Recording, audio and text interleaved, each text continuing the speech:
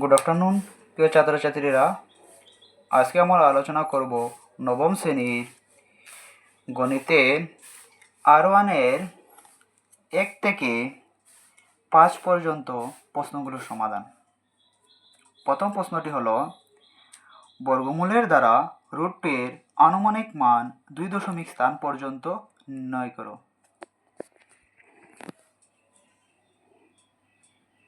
1 নম্বরের সমাধান হলো √2 এর কত দশমিক স্থান? 2 দশমিক স্থান। তোমরা ভাগ পদ্ধতির সাহায্যে বর্গমূল নির্ণয় করা ক্লাস 8-এ শিখেছ। এখানে কত দেব? 1 × 1 1। তোমরা সবাই জানো ভাগ করতে সময় কি হয়? বিয়োগ হয়। 1 0 0। ফার্স্ট আমরা কত করেছিলাম? 1। এখানে 1 প্লাস করো, কত হবে? 2.44। কত হলো? 4 ছাড়া 16, 4 2 8 9। এখন বিয়োগ করলে কত হলো? 4। আবার দুটি শূন্য নিচে নামবে। এখানে আমরা লাস্ট কত দিয়ে পূরণ করেছিলাম? 4 দিয়ে। এখন আমরা এখানে 4 অ্যাড করব, কত হবে? 2 8 মানে 28। এখানে আমরা 1 দেব, এখানে 1 দেব। কেন? তোমরা তো জানো ভাগ 2 দিলে বেশ হয়ে যাবে। 281 119 বিকল্প হবে 119। ক্লিয়ার? অতএব √2 ইকুয়াল টু লেখা যাবে 1.41। এখন √2 এর 2 দশমিক স্থান পর্যন্ত হয়ে গেল 1 2। 2 নম্বর প্রশ্ন হলো, দুটি অপরিমেয় সংখ্যা লিখো যার যোগফল পরিমেয় এবং পূরণফল কি হবে? পরিমেয়।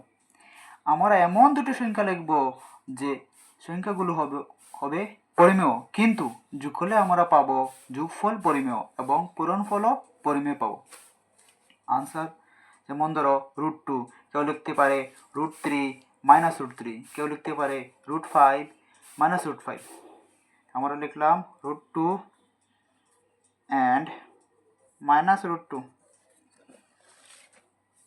এখন তাদের যোগফল কিভাবে পরিমেয় হয় চলো দেখা যাক। √2 এখন আমরা প্লাস করব -√2 ডট। এখানে দুটি সংখ্যা কিন্তু অপরিমেয়।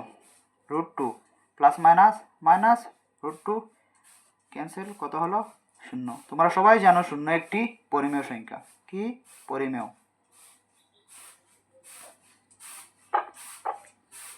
তাদের পূরণফল হবে √2 ইন্টু -√2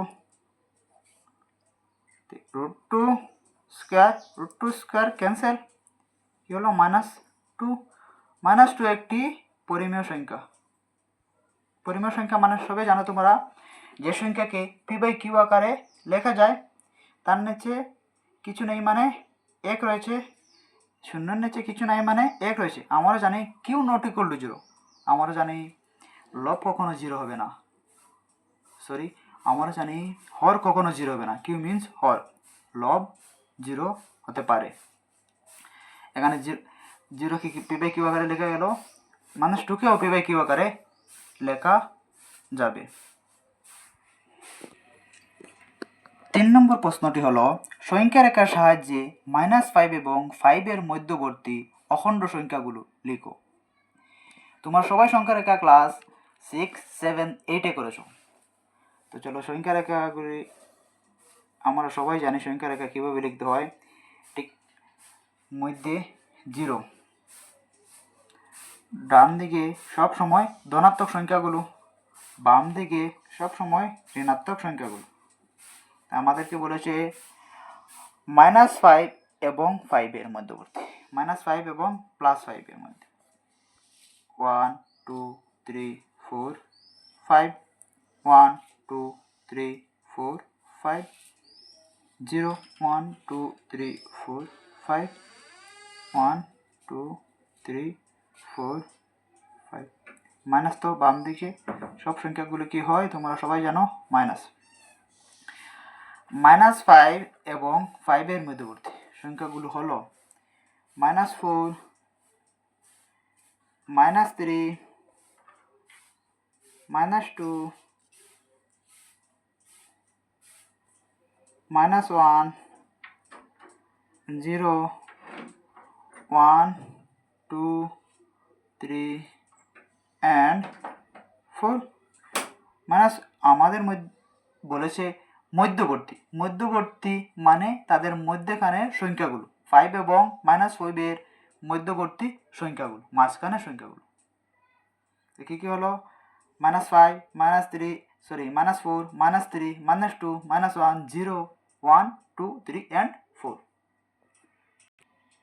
4 নম্বর প্রশ্নটি হলো সূচক বিধি a to the power m divided by a to the power n equal to a to the power m minus n a m equal to n নিয়ে প্রমাণ করো a to the power 0 equal to 1।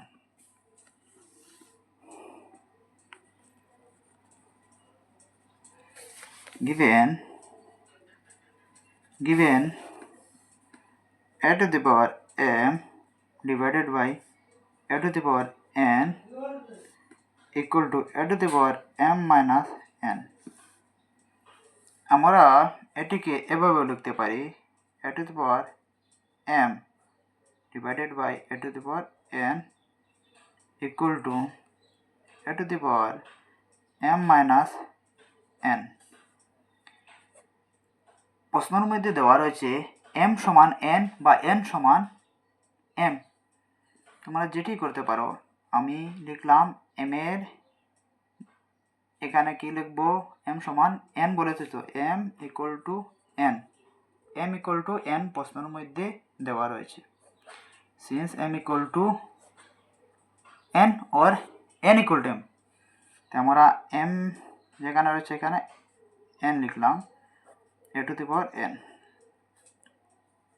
a to the power m এর এখানে কি লিখলাম n minus n, cancel মানে কত হলো 1, a to the power 0 হবে, n মাইনাস n মানে 0, প্রুভড। প্রশ্নের মধ্যে ধরা রয়েছে a to the power 0 equal to 1। 5 নম্বর প্রশ্নটি হলো সূচক বিধি a to the power m divided by a to the power n equal to a to the power m minus n এ m ইকুয়াল টু 0 নিয়ে প্রমাণ করো যে a to the power minus n equal to 1 by a to the power n। এখানে m সমান কত লিখতে পারি আমরা 0, ঠিক 4 নম্বর প্রশ্নের মতো, ঠিক 4 নম্বর প্রশ্নের মতো। given